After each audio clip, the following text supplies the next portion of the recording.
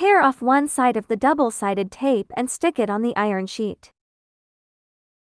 Adsorb the iron sheet on the back of the ceiling light, tear off the double-sided tape on the other side and stick it on the surface to be installed. Ceiling light can also be directly adsorbed on metal surfaces.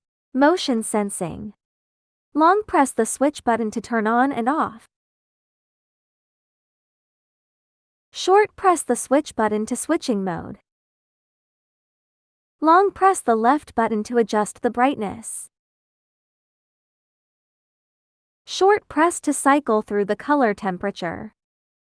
Slide to set the timer for 15 seconds, 30 seconds or 60 seconds. When there is no motion detection, it will turn off when the time is up. Ceiling light charging. The remote control uses 2 of AAA batteries. Turn on or off. Dim the light. Brighten the light. Switching lighting mode. Switch color temperature.